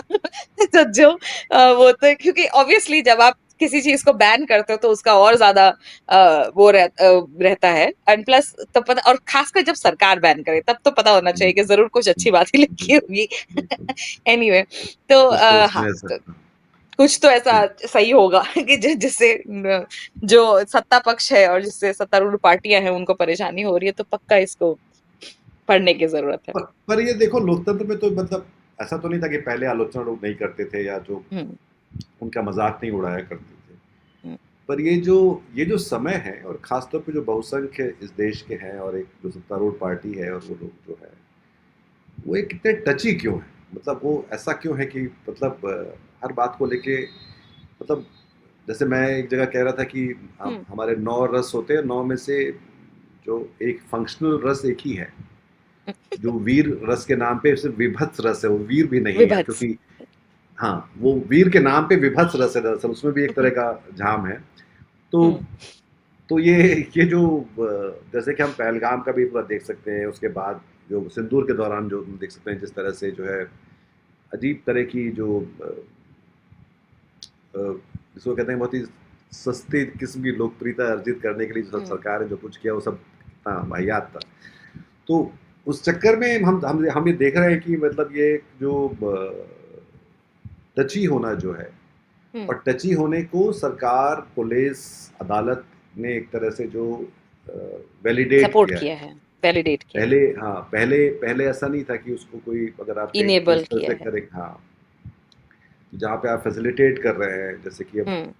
आप देख सकते हैं कि आप तो असम की हैं तो अभी वो हम असम में जितने घुसपैठिए हैं नहीं है पता नहीं उसका हम्म। कोई डेटा नहीं सब लोग कहते हैं कि वहाँ घुसपैठिए हैं फिर बिहार में भी हैं बंगाल में भी हैं झारखंड में भी कहते हैं हर तरफ तो अब वो कोई डेटा नहीं देखने वाला है अब सब कहने वाले हैं कि ऐसा है तो डेटा फिर वो है भी नहीं। हाँ एग्जैक्टली मैंने वो भी मैं वही पढ़ रहा था आज आज की हम्म। तारीख में कि करण थापा का इंटरव्यू क्योंकि देखा। जो अवेलेबल डेटा है इसके लिए, क्योंकि मैंने क्योंकि जब मैं रील बनाती हूँ ना या फिर कोई भी वीडियो बनाती हूँ, हमारे पे ज्यादा रिस्पॉन्सिबिलिटी बढ़ जाती है, क्योंकि इतने सारे, खासकर सोशल मीडिया में इतने सारे लोग हैं जो तुरंत पूछने आ जाएंगे वेर इज योर सोर्स, इसका सोर्स क्या है यार, तुम गलत बोल रही हो, and so on and so fourth. तो इसीलिए, और खास एक तो मैं क्योंकि एकेडमिक्स में भी हूँ, इसीलिए हमें बिब्लियोग्राफी बनाने की आदत है, हमें रेफरेंस देने की आदत है, तो बिना रेफरेंस के और बिना डेटा के मैं बात नहीं करती। तो उस हुँ, एक माइग्रेंट्स वाला एसआईआर पे शायद वीडियो था, या किस बात पे वीडियो था मुझे याद नहीं है। तब मैंने माइग्रेंट्स के नंबर्स देखे थे कि हिंदुस्तान में इलीगल इमिग्रेंट्स का नंबर क्या है exactly. And I was shocked to see that officially the number is 1.4%. हुँ, 1.4% हिंदुस्तान में इलीगल, एंड वो मुझे अजीब लगा, क्योंकि 1.4% से तो ज्यादा ही होगा। तो हुँ, किसी ने उसमें जो ऑफिशियल रिकॉर्ड्स है उसमें यह है कि हाँ, even though it's 1.4%, it is thought to be somewhere around 2%। That is also very very low. And then later on अभी मैंने देखा कि पार्लियामेंट में मेंबर ऑफ पार्लियामेंट से पूछ, क्योंकि जब क्वेश्चन आवर है तो क्वेश्चंस के तौर पर एक पूछा गया था एसआईआर, इसी इसी दौरान इसी सेशन में पूछा गया था कि एग्जैक्टली माइग्रेंट्स का नंबर क्या है। तो सरकार के पास भी ये डेटा अवेलेबल नहीं है। तो जो बिल्कुल। चीज आपको नहीं पता है, जो चीज आप, जिसको चीज को आपने कभी काउंट ही नहीं किया है, and you are fighting an entire election, you are trying to, आप पूरे देश की जनता को बरगलाना चाहते हो ये बता के कि आपके घर में इलीगल इमिग्रेंट घुसा हुआ है। इफ यू रिमेम्बर कि 2024 के इलेक्शन के टाइम पे एक बहुत ही घटिया वीडियो बीजेपी कर्नाटका के हैंडल से पोस्ट हुआ था, जिसमें आपके घर में एक मुसलमान परिवार है जो घुस आता है एक हुँ, हिंदू परिवार के घर में, फिर वो उसमें बीच में वो टांग देता है, कपड़ा टांगने वाला वो टांग देता है, फिर वो वीविंग वाला जो काम करते हैं वो काम घर के अंदर होने लग जाता है, तो आपको बड़ी पड़ी, बहुत ही वाहियात था। तो उसमें तो दैट्स द थिंग, आप इनको पता भी नहीं है कि इमिग्रेंट्स का नंबर क्या है, but then they are talking about, ये लोग इमिग्रेंट्स के उस पर पूरा वो चला रहे हैं। सो डेटा इनके पास है नहीं, they don't even care about the data. क्योंकि जब आपको सरकार चलानी है, कल ही एक लाइव हुआ है उसमें हम लोगों ने बात की है, तो उसमें एक मेरे फ्रेंड है विमो, उन्होंने एक बहुत अच्छी बात कही कि हुँ, ये Amit Shah brand of politics है। ये एक ब्रांड ऑफ पॉलिटिक्स है जिसमें आप राजनीति कैसे करनी है, उस राजनीति का एक पर्टिकुलर स्पेसिफिक ब्रांड है, जिस ब्रांड में आप डर को अपनी करेंसी बनाते हो। डर, और उस डर को बनाए रखने के लिए, उस डर की वैलिडिटी को बनाए रखने के लिए आप हेट्रेड का इस्तेमाल करते हो, नफरत। और पर नफरत मैं कब पर इसमें होती है? इसमें हाँ, मैं इसमें जो क्रेडिट है मैं अमित शाह को नहीं दूँगा, क्योंकि ये तो दुनिया में जहाँ-जहाँ भी अल्ट्रा राइट विंग जो हाँ, एक तरह से जो डेमोक्रेसी जो टोटलिटेरियन होती जा रही है, वहाँ सब में ये डर है, हम्म, डर पैदा किया जा रहा है। जैसे कि आप रूस में हम्म, देखो तो हम्म, हमारे मित्र हैं हम्म, हालाँकि पुतिन साहब, तो वहाँ भी विपक्ष जैसी कोई चीज़ है नहीं, उन्होंने है सबको जो नहीं। है उठा के जेल में डाल दिया है। या हाँ, वहाँ पे आश्चर्यजनक तरीके से एक और चीज़ मैं सुनता हूँ रूस के बारे में कि लोग लोग ऐसी कोई दवाई दे दी जाती है, इसमें आप सब लोग छठी मंजिल पे वहीं से जाके कूदते हैं नीचे जाके वहाँ से, जो लोग, और ऐसे खास तौर पे इस तरह के लोग होते हैं। तो ओ माय ये गॉड। भी एक वहाँ पे कहा जाता है कि छठी मंजिल जो है वो, क्योंकि ना वो अच्छा। 5वीं होती है, ना वो 7वीं होती है, छठी मंजिल ही होती है। तो हम वो चीज़ ब्राज़ील में देख चुके हैं, डोनाल्ड ट्रम्प यही सब हाँ, कर रहा है। हाँ, तो अब ये कोई असल में दुःख की बात ये भी है कि इसका पेटेंट भी इनके पास नहीं है, नरेंद्र मोदी और अमित शाह के पास। ये भी ये भी एक तरह का एक आयातित पैम्फलेट कहीं है, से एक बोरोड है। आयातित पैम्फलेट, हाँ। ये हाँ, मतलब तो सबको पता है, ये मुझे हिटलर लगता है हिटलर की कि जो ये जो, टेंडेंसी है। हाँ, ये जब डर है जो आप पूछ रहे, जो आपका सवाल था कि कहाँ से आता है और क्या है, मुझे ये इनसिक्योरिटी, इट्स इनसिक्योरिटी है ना, कि हुँ, आपको, बिकॉज आप देखेंगे तो फॉर एग्जाम्पल भाजपा के पास या फिर राइट विंग के पास, the whole construction of the idea of Veer Savarkar, it comes from the fact that they do not have, इनके पास कोई भी ऐसा रोल मॉडल नहीं है, स्वतंत्रता सेनानी नहीं है, कोई भी ऐसा रोल मॉडल नहीं है जिसने इस देश को बनाने में वास्तव में जिसका हाथ हो। तो इस वजह से इनको वो क्रिएट करने पड़ते हैं, अप्रोप्रिएट करना पड़ता है। भगत सिंह को अप्रोप्रिएट करने की कोशिश की, भगत सिंह जैसे कम्युनिस्ट इंसान को राइट विंग ने अप्रोप्रिएट नास्तिक, करने की कोशिश नास्तिक, की। नास्तिक नास्तिक और सरदार, कम्युनिस्ट नास्तिक इंसान को सरदार, नास्तिक ना, सिख नास्तिक कम्युनिस्ट। सरदार और ये उनको कम्युनिस्ट इंसान को इन्होंने अप्रोप्रिएट करने की कोशिश की, क्योंकि अपने मॉडल्स नहीं है। सुभाष चंद्र बोस को, somebody who has, जो जिन्होंने ऑन रिकॉर्ड आरएसएस को नकारा हुआ है, वो किया हुआ, रिजेक्ट किया हुआ है, उनको ये लोग अप्रोप्रिएट करने की कोशिश करते हैं, because they don't have anything. And इस चीज को अगर आप देखिए, जैसे for example the emperor has no clothes बोल के जो कहानी है, उस कहानी में कोई भी ये पॉइंट आउट क्यों नहीं करता कि एम्परर के कपड़े नहीं है, वो नंगा घूम रहा है, क्यों नहीं पॉइंट आउट करता? क्योंकि हर किसी को डर है। और उस और इस चीज का इन इस्तेमाल इसीलिए इसी तरीके से किया जाता है, क्योंकि अगर हम पॉइंट आउट कर देंगे कि तुम देखो अप्रोप्रिएट कर रहे हो, वो हम में डर क्यों भरते हैं? बिकॉज उनको इस इनसिक्योरिटी की वजह से उनको क्या होगा, बेइज्जती होगी उनकी कि भैया हमारे पास तो कुछ भी नहीं है, ना अब है नहीं, ना जैसे पास्ट में था। इसका तो उदाहरण है, जैसे जब जब हाँ। जब जब एक देश के प्रधानमंत्री ने कहा कि ये बादल है, बेनिफिट ले सकते हैं, रडार में पकड़ा नहीं जाएगा, तो उस प्रधानमंत्री का किसी को बुरा नहीं मानना चाहिए। वो तो अपनी, आई थिंक, अपनी उन्होंने खाम ख्याली है, मासूमियत जिससे भी उन्होंने कहा, पर जो एनीवे उनके बहुत साथ जो मासूम, बहुत बैठे हुए मासूम। थे, जो विशेषज्ञ, जो जो वैज्ञानिक, हम्म। बहुत मासूम, हम्म। जो वैज्ञानिक और जो रक्षा विशेषज्ञ बैठे हुए थे, वो लोग कौन थे? मुझे, मेरी रुचि ये जानने में बहुत है कि वो 7 लोग कौन थे जिनसे ऐसा कहा गया और उन्होंने कहा yes. Yes sir, yes sir, yes sir, yes sir. Yes sir, yes sir. 7 लोगों, हाँ, जो यस सर जिन्होंने किया, वो लोग कौन थे? और वो लोग कहाँ से हाँ। पढ़ के आए थे? क्योंकि देखो, उसमें तो फिर बहुत सारी चीजें हैं। क्योंकि वो जो 7 लोग जो रक्षा विशेषज्ञ और जो वैज्ञानिक थे, जिनसे कहा गया कि बादल है, बेनिफिट ले सकते हैं, और जस्ट, फिर उन्होंने है ना, बेनिफिट लिया भी। जस्ट, हाँ, बेनिफिट तो लिया नहीं लिया वो तो एक अलग बात है, उसका सत्यपाल मलिक ने बाद में बताया कि क्या बेनिफिट हुआ बताया था। उसका। पर पर वो जो 7 लोग, 8 लोग जो चारों तरफ बैठे होंगे उस पूरे, हम्म। उसको बोलते हैं कोटरी। वॉर रूम में, सिचुएशन, हम्म। जिसको सिचुएशन रूम कहते हैं, उस हम्म। सिचुएशन रूम में जब ये बात चल रही होगी और एक आदमी ने ऐसा बोला कि देखो बादल है, तो रडर वडर में पकड़े नहीं आएगा, जाएगा अपना जाएगा, यस सर, यस सर। तो वो जो, जिस आदमी को 7 या 8 प्रमोशन मिलके वहां तक पहुंचा होगा अपने जीवन में, उसने कहीं पढ़ाई की होगी, वो किसी, उसके सारे शिक्षकों, मतलब उसको इन 7 लोगों का देश को पता होना चाहिए, उनको पुरस्कृत करना चाहिए, ताकि बाकी सब लोग शर्मिंदा हो सकें, जहाँ से, जिस डिपार्टमेंट में वो काम करते हैं, जिन्होंने जी। उनको पढ़ाया, जो उनके जी। स्कूल में टीचर थे, जो उनके दोस्त थे, जो उनके रिश्तेदार थे, जिन्होंने उसके उनके साथ मतलब रिश्ते बनाए, हम्म। और जो उनके साथ शाम को जाके रमी खेलते हैं, वो सब लोग, उन सब का जुलूस निकालना चाहिए। क्योंकि ये जो, देखिए। अब एक आदमी की मासूमियत के कारण जो आप पूरा उसका उसका जो ठिकरा है, उस पर नहीं फोड़ सकते। उसके लिए बहुत सारे या। लोग और जिम्मेदार हैं। अगर हमारा बजट जी। खराब है तो सिर्फ निर्मला जी को आप नहीं कह सकते। जी बिल्कुल। बहुत बहुत सारे ब्राइट लोग, अगर जो लोग, वही लोग जो मनमोहन सिंह के साथ जो काम कर रहे थे वो ठीक थे, अब वही लोग, लोग थोड़ी ना बदले, लोग तो वही हैं, पर वो लोग अपना बिल्कुल। काम ठीक से नहीं कर रहे। हम्म। जो कि हाँ। चुनाव आयोग के बारे में भी कहा जा रहा है कि भाई तुम अपना हम्म। काम, मतलब कभी तो पकड़े जाओगे ना, ऐसा थोड़ी ना होगा कि जो तुम करते रहोगे और जो ऐसे ही चलता रहेगा, जो है चलेगा। एनीवे, तो मुझे तो ये जो वही लगता है कि राजा की जो बात में, मेरे ख्याल से वो सब सब लोगों को, क्योंकि असल में क्या है कि हम लोग सब बच जाते हैं ऐसा कह के। क्योंकि हम्म।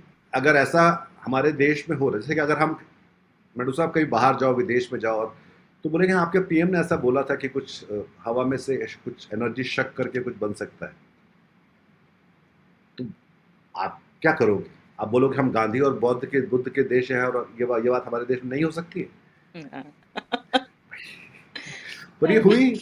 तो, इसलिए ये, मतलब दिलचस्प। पर और सबसे अच्छी बात जो व्यंगकारों में होती है, मतलब मेरे ख्याल से, कि वो उसको ऑब्वियस और प्रेडिक्टेबल थोड़ा सा बाहर और साइड में लेके जाते हैं। हाँ। तो मैं ये भी समझना चाह रहा था, क्योंकि मैं बड़ा मुरीद हूँ आपकी क्रिएटिविटी का, तो आप ये पूरा आप करती कैसे हैं? आप जो ये है बादलों का बेनिफिट कैसे लेती हैं? बेनिफिट कैसे लेती हूँ? देखिए, एक तो आजकल आजकल लिख पाना बहुत मुश्किल हो गया है, क्योंकि एज व्यंग्यकार जो है वो ऐसी एक रिडिकुलस सिचुएशन के बारे में सोचता है, जो वो जो कॉमेडी है या फिर जो अब हंसी है, वो इसी बात से आती है कि कितना ज्यादा फूहड़ और कितना ज्यादा जो जिस सिचुएशन को मैं इमेजिन कर रही हूँ वो कितना ज्यादा फूहड़ हो सकता है। जैसे हम लोग कई बार बोलते हैं कि अगर मान लीजिए आपको बहुत डिप्रेशन है, तो आप डिप्रेशन का नाम बदलकर डिप्रेशन से खुशी रख लीजिए। तो आप नाम बदल कर रख लीजिए, हो गया खुश। तो हम लोग इस तरीके की बातें करते थे। तो आ, आप as a satirist, as somebody who writes व्यंग, तो मैं इस तरीके की बातें करती हूँ। तो बट आपको जानकर, अब I am sure you know, आपको पता ही होगा कि आई थिंक मध्य प्रदेश में ऐसा हुआ था कि जो बेरोजगार युवा है, उसको बेरोजगार युवा की जगह अब आकांक्षी युवा बोला जाएगा। तो उससे बेरोजगार बेरोजगार तो खत्म, क्योंकि बेरोजगारी युवा कोई है ही नहीं। तो ये ये जब हो रहा है वास्तव में, जब आपके पास पूरे देश में कुल 13,000 ट्रेन हैं, लेकिन आप एक इलेक्शन स्टेट में आप अनाउंस कर रहे हो कि छठ के टाइम पे 12,000 ट्रेन चलाई जाएगी, तो आप उससे अब क्या व्यंग लिखेंगे फिर? अब क्या लिखेंगे, क्या और ज्यादा इससे बड़ा रिडिकुलस होगा? तो ये काफी मेरे लिए अभी मुश्किल हो गया है। लेकिन फिर भी इलेक्शन कमीशन का जो अभी हम लोगों ने वोट चोरी वाला पूरा देखा, उसके समय में मुझे काफी इंस्पिरेशन आया, जो हाउस नंबर 0 और स्पेशली इलेक्शन कमीशन के उसके बाद क्या नाम है, जो उनका प्रेस कॉन्फ्रेंस था, उस प्रेस कॉन्फ्रेंस के बाद तो मुझे बहुत बहुत इंस्पिरेशन मिली, क्योंकि जिस तरीके की बातें उन्होंने कही थी कि पिता का जो हाउस नंबर 0 तो जो ट्यूबलाइट के नीचे सोता है, जो लैंप पोस्ट के नीचे सोता है, जिसका कोई घर नहीं होता, क्या वो वोट नहीं करेगा? क्या उसके ये मेरे मतदाता का मान है, ये संभव नहीं, ये इलेक्शन कमीशन सह जाए। तो इस तरीके के जो डायलॉग डिलीवरी थी, उससे मुझे काफी क्रिएटिव जूसेस मेरे फ्लो हुए थे, और मुझे बहुत अच्छा लगा था। तो उस समय में मैंने आपके सराउंडिंग में ही ऐसी चीजें होती रहती हैं, मेरे सराउंडिंग में ही ऐसी चीजें होती रहती है, काफ़ी कि फिर कॉम्पिटिशन मुझको है अब, इंस्पिरेशन। मतलब हाँ। पर ये काफ़ी काफी कॉम्पिटिटिव भी है कंपटीशन ना, है, क्योंकि हाँ, कि बहुत जैसे बहुत अब मतलब कंपटीशन है, बहुत जब एक कंपटीशन प्रोफ़ेसर को जो है मुख्य चुनाव आयुक्त से एक साथ ही कम्पीट करना पड़े, तो आप समझ सकते हैं कि कितने बताइए, मुश्किल तो होती है। देश के हुँ, हालात किस कदर दिलचस्प हैं, और एक तरह से सररियल भी हैं। क्योंकि एक बात ये भी, जितनी एक्चुअली। जितनी चीज़ें जितनी ज़्यादा ट्रेजिक होने लगती हैं, वो हुँ, कॉमेडी शायद उसमें से उतनी ज़्यादा निकल कर भी आती है। जैसे कि हुँ, मतलब मैं हमेशा सोचता हूँ कि हिटलर की नींद चार्ली चैपलिन से ज़्यादा किसने हराम की होगी, जब वो ग्रेट डिक्टेटर फ़िल्म एग्ज़ैक्टली, बनाई होगी उन्होंने तो। बिल्कुल, तो बिल्कुल। वही है कि जब सिर्फ़ सच ना आए और सच जो है हुँ, चुभता भी रहे, जो है उस तरह से कि जो चुभे हुँ। भी। तो और उसको आप ये भी देखिए ना, बगल ज्यादा दूर देखने की भी जरूरत नहीं है, बगल में पाकिस्तान है। पाकिस्तान की हालत कितनी खराब है, उनकी तो हमारे से 10 गुना मान लीजिए उनकी परेशानी है। और पाकिस्तान का ह्यूमर कितना उम्दा है, उनका ह्यूमर उनके एवरीडे की, जैसे फॉर एग्जांपल मैं हमेशा ये एग्जांपल देती हूँ कि जब भी हमारी इंडिया पाकिस्तान वाली लड़ाई होती है, तो ये हमेशा है कि बाप बाप होता है, बेटा बेटा टाइप का, यही टाइप का ह्यूमर है हमारे पास, एज फार नहीं, एज ये दिस इज बिल्कुल आई कंसर्न। थिंक हम लोग अपने कादर खान से ऊपर नहीं उठ पाए बहुत उसमें। इतना पेट्रियार्कल, इतना बेकार ह्यूमर। तो लेकिन आप वहां का ह्यूमर देखिए। उसी टाइम पे मैंने एक रील देखी थी जिसमें एक लड़का बोलता है कि पाकिस्तान उसके बाद मैच के बाद, कि पाकिस्तान के जो मैप में स्टार है ना, वो किसी ने रिव्यू दिया है, एक स्टार जो है। I mean, the layers of this joke, इस सिंपल जोक है, बस वन सेंटेंस जोक, और अपनी हालत पे और अपनी उस पर किसी ने उनको, जब हम लोग चांद पे पहुंचे, चंद्रयान गया था, तो उन्होंने वहां पे पूछा था कि अरे वो तो चंद्रयान पहुंचा रहे हैं, आप क्या कर रहे हैं? तो बस पाकिस्तानी मैन इज लाइक कि अरे आप, वो तो अभी उनको इतना करोड़ों रुपए खर्च करके जाना पड़ा, हमारे तो यहीं पे चांद है, देखिए चांद में लाइट है, नहीं हमारे यहाँ भी नहीं है। चांद में पानी है, नहीं हमारे यहाँ भी नहीं है। उसके रोड में गड्ढे हैं, हाँ हमारे यहाँ भी है। तो the way they, because see when things become so tragic, आपके पास और कोई उपाय नहीं है, आप कुछ नहीं कर सकते उस पर सिचुएशन को ये बदलने के ये लिए। थोड़ा-सा चेक तो करना आप पड़ेगा अपने सिर्फ हंस वकीलों से। सकते हैं। ये हंसने का जो, ये जो this laughter, that's why they are so scared, because laugh you don't have control over laughter. Fascist हर चीज कंट्रोल कर लेगा, लेकिन इस चीज को कंट्रोल नहीं कर पाएगा कि वो तो आप किस चीज पे हंसते हो, किस चीज पे नहीं हंसते हो। नहीं, पर ये सोचने की बात है, और शायद वकीलों से थोड़ा पूछना चाहिए हमको कि हम पाकिस्तान के चुटकुलों को अभी भी सुन के क्या उस पे हँस सकते हैं? क्या वो हाँ, कहीं, क्या वो भी एक राजद्रोह तो नहीं है कहीं, कि इसमें हम लोग, बिल्कुल बिल्कुल। कि बिल्कुल। अगर हमें उनके गाने नैयारा नूर मुझे अभी बहुत पसंद आती, तो क्या वो राजद्रोह है? यार पाकिस्तान अरे को, है भाई, ऐसा जो कैसे?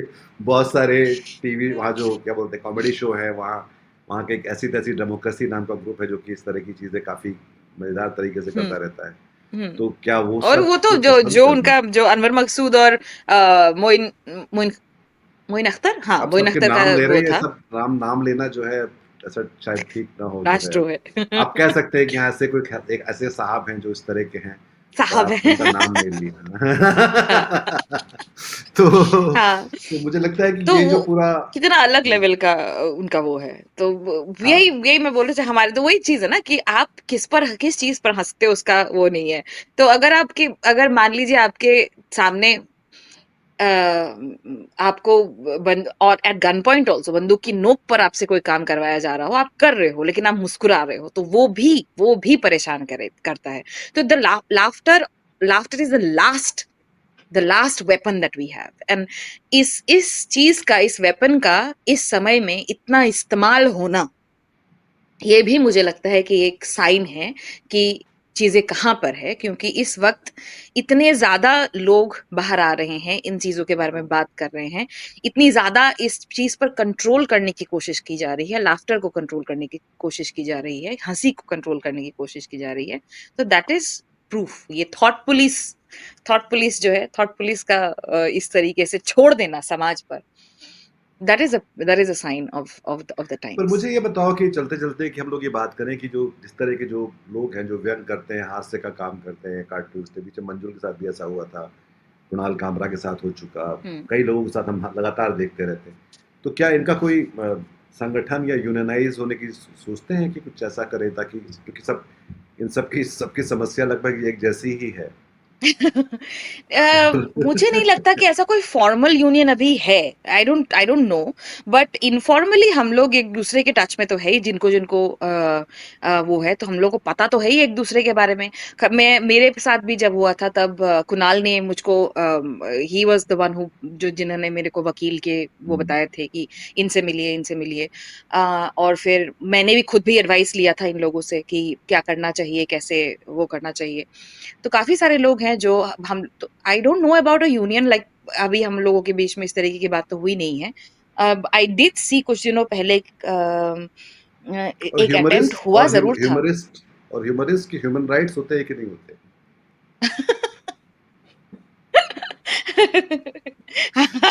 ये भी सोचने वाली बात है। हुँ। वर्किंग राइट्स वर्कर्स, क्या हम लोग काम कर रहे हैं कि नहीं, is this considered work? Gig gig workers जैसे इकोनॉमी है गिग उसमें जो वर्कर्स तो नहीं इट्स अ है। Gig, it's a gig.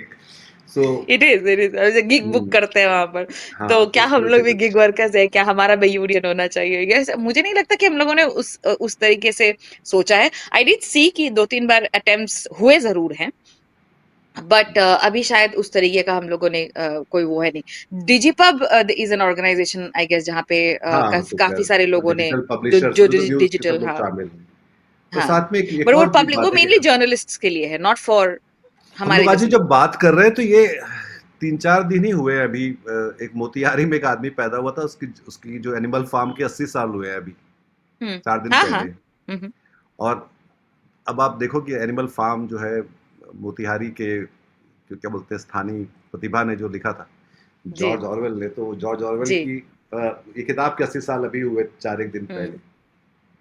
और हम जिस दुनिया में रह रहे दैट्स हैं और एक्चुअली अ वो गुड आइडिया। मैं उस पे कोई वीडियो बना सकती हूँ, क्योंकि मुझे अभी क्या है, अभी इसके बाद क्या, एफआईआर के बाद मैं चाहती थी मोतिहारी जाना। मैंने कई बारी कोशिश की, लेकिन फिर अनफॉर्चुनेटली एक वजह है जिसकी वजह से मैं नहीं जा पाई हूँ बाहर, डिस्ट्रिक्ट से बाहर।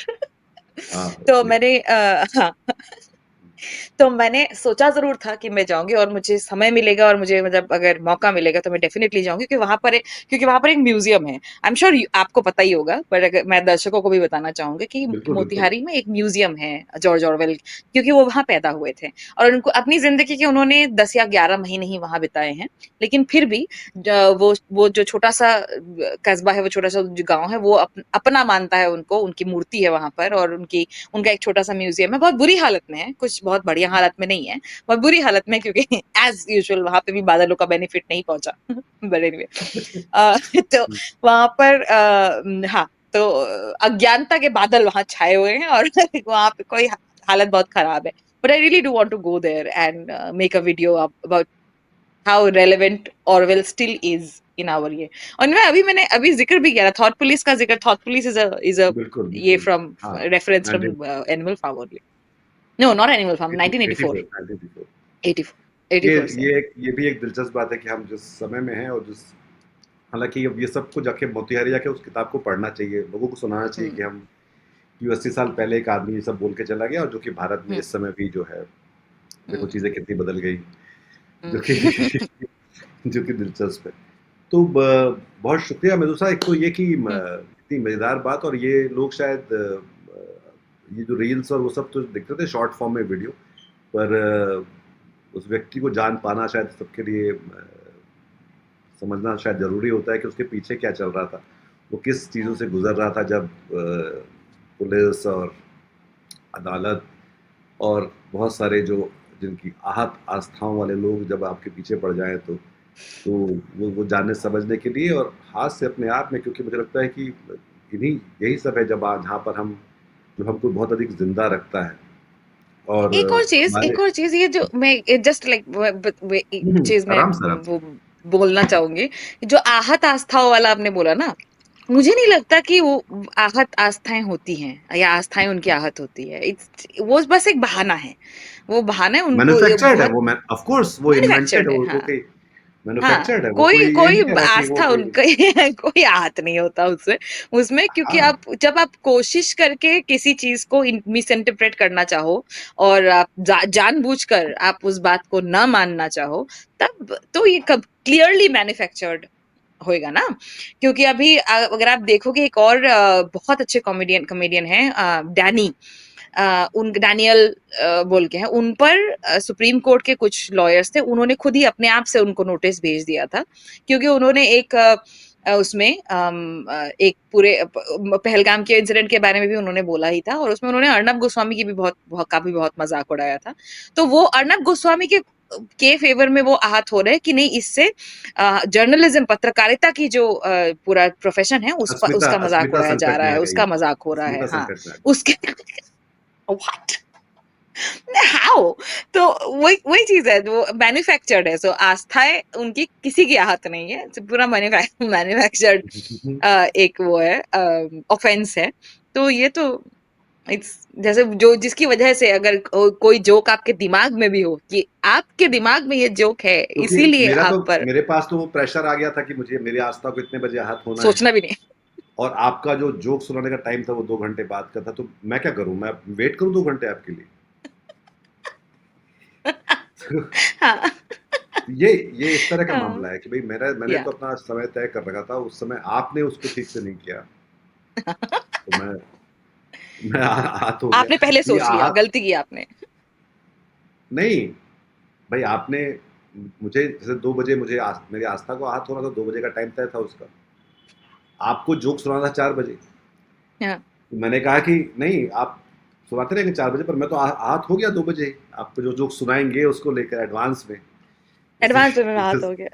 क्रेडिट कार्ड के ईएमआई होते हैं या हाँ. एंटिसिपेशन में हम बहुत सारी चीजें कर लेते हैं, तो वैसा कुछ है प्री कि भाई डेबिट तेरे फ्रिज अलर्ट. में तुम्हारे फ्रिज में बीफ रखा है, ये मैं सोच सकता हूँ, मुझे सोच देखने की क्या सकता हूँ. जरूरत है इसको, मुझे ये देखने अब की जरूरत क्या है, एब्सोल्युटली सोच लिया मैं. और मैं इसके लिए आपको मार सकता हूँ। तो ये जो जो नया एक टेम्पलेट आया है आहत आस्थाओं की फैक्ट्रियों से जो इन्वेंटेड मामले हैं, तो वो हम ऑफेंस. उसको देख रहे हैं, और फिर उसके बारे में बात करेंगे और सवाल उठाएंगे, तो शायद और ये आस्थाएं आहत हो जरूरी तो जाएंगी है। फिर. नहीं, वो एक जगह जाके एक्सपोज भी हो गए कि और एक समय के बाद फिर फर्क पड़ना बंद हो जाता है। हम्म. ये भी सबके फेज होते हैं कि ये ऐसा ऐसा जो भी कुछ चल रहा है, जो लोग ऐसा सोचते हैं, क्योंकि सनातन शब्द थोड़ा सा ऐसा इसमें लगता है कि हमेशा के लिए ऐसा है, Yeah. पर कल ही हम लोग ये एक लाइव में बात कर रहे थे कि किस तरीके से लाइक एक एक स्टडी है, काफी इंटरनेशनल मैंने बाद में वो देखा, कि फैशिज्म जब भी किसी भी कंट्री में किसी भी देश में फैशिज्म आया है, फैसिस्ट गवर्नमेंट कोई आई है, तो उसका उसका चलना, फिर पीक पर पहुंचना, फिर उसके खत्म होने तक एक 30 साल का समय समय है, at an average of 21 to 30 years, that's the average of a fascist government. तो मुझे तो कल से नींद नहीं आई है मुझे, मतलब 12वां ही साल चल रहा है हमारा। नहीं, पर तो वो समय धीमा समय था। See you are a digital person, तो यस, यस, ये जो हम एक बहुत ही उसको कहते हैं कि फास्ट फॉरवर्ड समय में हैं अब हम, जो है हम हाँ, एक हमें कहीं जो चीजें पहले सालों लगते थे एक तार को पहुंचने अभी में, बहुत जल्दी जल्दी हो जाता है। अब नहीं, तो वैसे, तब और तक तो जो है। To end all of this on a very hopeful note, especially खासकर उसके बाद से, क्योंकि मैं बहुत ही ज्यादा सिनिकल इंसान हूँ। ठीक है, जिस तरीके से मुझे अपने आप पे पूरा भरोसा है कि कोई चीज है, अगर मुझे लगता है कि मतलब अगर कोई चीज है तो मैं तो कर ही लूंगी, मुझे तो कोई दिक्कत नहीं है, मैं कर लूंगी। उसी तरीके से I have this other side also which is extremely hopeless. मुझे किसी चीज से कोई उम्मीद नहीं है, और मैं कई बारी मैं ये बोल भी चुकी हूँ कि मुझे अब उस ये पहले मैं बोलती थी कि मुझे अपने देश से, अपने देश के लोगों से, नॉट, अब कोई उम्मीद नहीं है।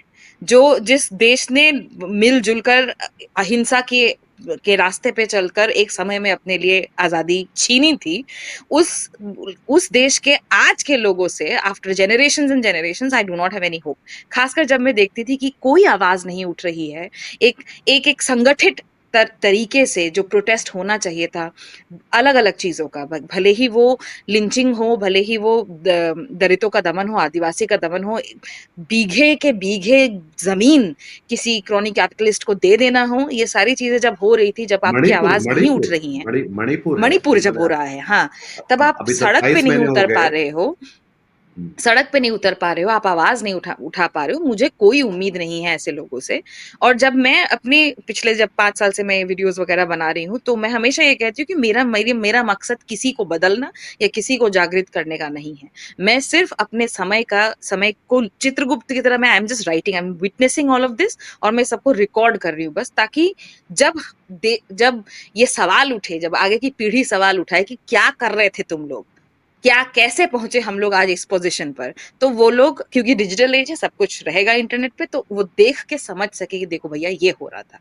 लेकिन लेकिन having said all of that, जब ये वोट चोरी वाला मामला सामने आया, जब 7 अगस्त को राहुल गांधी ने प्रूफ वगैरह के साथ, काफी सॉलिड प्रूफ के साथ जब रखा, और नॉट जस्ट दैट, अब ऐसा नहीं है कि राहुल गांधी ने कह दिया तो मैंने मान लिया। जब मैंने खुद चेक किए, मैंने खुद, अब मैं क्या, बहुत सारे लोगों ने, बहुत random hmm. Normal citizens election commission के वेबसाइट पे जा रहे हैं, देख रहे हैं कि वोटर लिस्ट में चार चार आए, मुझे लोगों ने ईमेल किया है विच लिस्ट शीट्स ऑफ जो डेटा है उनके उनके कॉन्स्टिट्यूएंसी का, जहां पे 400 घर है, जिनका एक 400 लोग एक ही घर में रजिस्टर्ड है, 480 का नंबर उन्होंने दिया था, राहुल गांधी ने लिया था कर्नाटक का, उसमें जो महादेवपुरा का जो रेजिडेंस एक घर उसका में। है, एक घर का 80 का दिया था। मेरे एक फॉलोवर ने मुझको भेजा था कि मैम देखिए, इस एक घर में 400 लोग रजिस्टर्ड है, और मैं पीडीएफ पे फ्लिप करे जा रही थी, एक के बाद एक, it's the same address, it's the same address. और क्योंकि उस समय तक सारे इलेक्टोरल रोल्स कन्वर्ट नहीं हुए थे, वो जो पीडीएफ इमेज उन लोगों ने डाला बाद में, वो नहीं हुआ था, कुछ अभी भी मशीन रीडेबल है, अभी भी अवेलेबल है बहुत सारे स्टेट्स के। तो वो उन एक स्टेट में रहता था, और उसने मुझे वो कॉन्स्टिट्यूएंसी का वो भेजा था, उसने कहा मैडम देखिए इसमें 400 घर हैं। तो जब मैं भी देख रही थी, मुझे ये लगा कि नहीं, मतलब फिर मैंडेट जनता का कोई और था, और अगर जनता का मैंडेट और है, तो फिर मुझे लगने लगा कि मेरे देश के लोगों ने, मेरे मेरे पियर्स ने, मेरे मेरी मेरी मेरी मेरी मेरी कौम ने, मेरे लोगों ने, they did not choose this hate, इस नफरत को उन्होंने नहीं चूज किया, और ये उनका बिल्कुल। मैंडेट चुराया गया है। एंड व्हेन दैट हैपेंड, आप मेरे अभी चेहरे में भी देख पा रहे होंगे कि मेरी एक दूसरी तरीके का, मेरे जीवन में एक आशा आई। मुझे लगा कि ना, मतलब सब कुछ इट्स नॉट लॉस्ट। तो दैट्स द रीजन, जब मैंने पिछले उसके बाद से एफआईआर के बाद से मुझे काफी बहुत ज्यादा एक वो हुआ था, गैप आया था मेरे क्रिएशन में, मेरे वीडियो के प्रोसेस में, सोचने में भी थोड़ा सा लैग हुआ था। तो मैंने 2 महीने तक, मेरे 3 महीने में मेरे सिर्फ 2 वीडियोज है। मेरे टेबल के वीडियो के पहले कोई वीडियो नहीं है, उसके बाद मेरे 2-3 वीडियोज हैं खाली। और पिछले 10 दिन में मेरे कम से कम 20 या 30 वीडियोज हो चुके हैं अभी तक। क्योंकि मुझे दूसरी एक तरीके की आशा है कि नहीं, मेरे देश ने इस नफरत को नहीं चूज किया, मेरे देश को पता था कि ये गलत है, और जो सही तरीका है, जो हमारा हमारा अधिकार है, हमारा वोट है, हमने अपने वोट से के इस्तेमाल से हमने इसको बदलने की कोशिश की थी, लेकिन हमारा मैंडेट चुराया गया, हमारे मैंडेट को अंडरमाइन किया गया through various processes. I still बिल्कुल do not think that the EVMs are completely out of the picture. मैं अभी भी, मुझे नहीं लगता कि ईवीएम, जो कहते हैं ना कि ईवीएम हैक नहीं हो सकता, I don't believe that. But बिल्कुल, जब तक वो कुछ भी हो प्रूफ नहीं हो सकता है जाता तब हमारे तक देश में। दूसरी बात है। तो हमारे देश में बट मेरे में ये ये उम्मीद जो जगी है, ये आशा आई है कि मेरे देश के लोगों ने नहीं दिया है इनको वोट, नहीं सिलेक्ट किया है, नहीं चूज किया है इनको। तो उससे मुझे दूसरी तरीके की ऊर्जा मिली है, इसलिए मैं और ज्यादा कंसंट्रेशन से वीडियोस अपने बनाती हूँ, और वो करती नहीं, हूँ ये अपने बिल्कुल ज़रूरी है कि इफेक्ट लोग के साथ। इस बात को देख भी पाएँ, और शायद इसकी शुरुआत इस बात से होती है कि जो भी हमारे सामने परोस दिया जाता है, उस पे बजाय यकीन करने के हम्म। हम सबको शक के घेरे में रखें, हर दावे को, हम्म। हर हम्म। वादे को, और हम्म। उसको उस पर सवाल करें कि उसका डेटा कहाँ है, किस आधार पे आप कहाँ कह है? रहे हैं घुसपैठियाँ हैं, किस आधार पे आप कह रहे हैं कि हमारा वोट सलामत है, किस आधार पे आप, मतलब मैं कल कल अजीत अंजुम के वीडियो देख रहा था, उसमें जो है वो 3 ऐसे लोगों से इंटरव्यू ले रहे थे जो कि कागजों पे मरे बताए जा चुके हैं। तो हम्म। हम हम्म। एक ऐसे समय में हैं जहाँ पे हम्म। चुनाव के आयोग की जो डेटा में वो लोग मृत घोषित हो चुके हैं, और वो वो तो है लाइव नहीं, चुनाव आयोग का आपने अगर प्रेस कॉन्फ्रेंस, क्योंकि प्रेस कॉन्फ्रेंस लाइव की एक जो आदमी एक कागजों एक में मृत है लाइन, वो लाइव जा रहा है टीवी पे, लाइव वो जा तो रहा है जिंदा टीवी जिंदा तो है ही, लेकिन पे। एक एक लाइन हम लोगों ने सुनी है, और एक एक लाइन हम लोगों ने, बिकॉज जो हम क्रिएटर्स जो इस साइड पर है, जो सवाल कर रहे हैं, रोज एवरीडे सवाल करते हैं हम लोग, बिकॉज हमें, लाइक आई सेड, एक तो एकेडमिक्स में भी हूँ, और मुझे, हम लोग ज्यादा स्क्रूटिनी में हैं, हमसे ज्यादा पूछा जा रहा है कि तुमको कहाँ से मिला ये डेटा, तुम सही हो कि नहीं ये प्रूफ करो। तो every single line we have heard of that election commission का प्रेस कॉन्फ्रेंस। उसमें एक जगह जो हमारे ज्ञानेश जी हैं किसी ने मुझे कहा था कि उनको सिर्फ एश कुमार बुलाया करो, क्योंकि ज्ञान तो है नहीं। एनीवे तो उन्होंने एक जगह कहा उनके है माँ कि बाप ने रखा तो आप उनकी लोग क्या कहाँ इच्छा हैं, तो बोल। आप लोग कैसी बात कर रहे हैं, जो ये हैं सब लोग फॉर्म, अपना एन्यूमरेशन फॉर्म भर रहे हैं, हमारे बीएलओज उसको ले रहे हैं, बीएलओ साइन भी कर रहे हैं और ये कर रहे हैं। तो बीएलओ साइन नहीं करता है, बीएलओ साइन कर रहा है, अगर तुम मान रहे हो बीएलओ साइन कर रहा है, और जिस चीज को अजीत अंजुम ने दिखाया कि आपका बीएलओ साइन कर करके सबके साइन कर करके डाल रहा है, that was one of the major revelations of Ajit Anjum's videos. तो आप भी मान रहे हो कि बीएलओ साइन कर रहा है, क्योंकि बीएलओ का काम है सिर्फ रिसीव करना, आप खाली लीजिए उससे फॉर्म, आप कहाँ साइन कर रहे हो। तो जब आप इलेक्शन कमीशन मान रहा है कि बीएलओ साइन कर रहा है, तो साइन कर रहा है ना, फिर बीएलओ ही साइन कर दे रहा है। एक video record, sorry, audio call recording record हुई थी, लीक हुई थी, जिसमें बंदा कह रहा है कि हाँ भैया, इनका, हमारी माताजी का और हमारे पिताजी का वो है, फॉर्म है, वो भेजना था। तो फिर बीएलओ बोले नहीं नहीं, वो हम भेज दिए। तो बोले अच्छा, आप कैसे भेज दिए? अरे हम कर दिए थे, हमको तो पता था कि ये लोग हैं, तो हम कर दिए थे साइन। तो हो रहा है, ऐसा नहीं कि नहीं हो रहा है। हाँ बिल्कुल। So we know all of this is happening. यहाँ तो That gives me so much hope that नहीं, मेरे देश के लोगों ने नहीं चुना है इनको, मैंडेट चुराया गया है, और कर लेंगे। और मुझे लगता है, जैसे वो डेटा भी है ना कि 21-22 साल लग जाते हैं फैसिज्म को जाने में, मुझे लगता है कि हिंदुस्तानियों में एक दूसरी, we are a different country, ठीक है, मुझे ये इस बात का मुझको, और we are made of a different metal.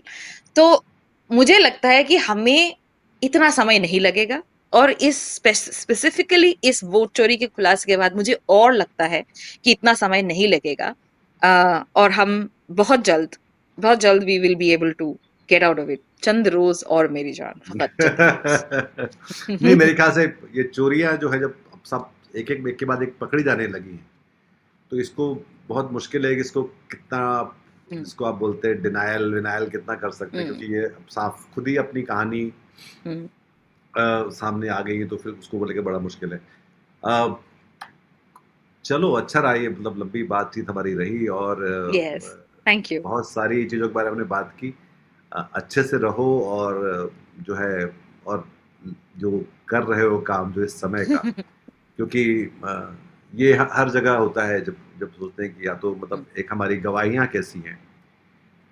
जब भी इस तरह के एक हुँ, इसको बोलते हैं संक्रमण काल से कोई देश काल गुज़रता है तो उसको हम किस हुँ, तरह से दर्ज करते हैं।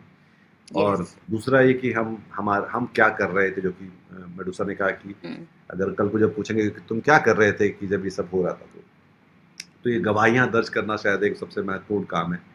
हुँ, लड़ाइयाँ लड़ना भी है क्योंकि वो देश हम हुँ, सबका है, ये लोग हम सबके हैं और इसका भविष्य जो है वो हम सबका ही है, इसलिए उसको हुँ, ठीक रखना है तो शायद ये ज़रूरी है कि उसको लेकर हम लगातार बात करते रहें, उसको दर्ज करते रहें और हमसे जो हो सकता है वो हम करें।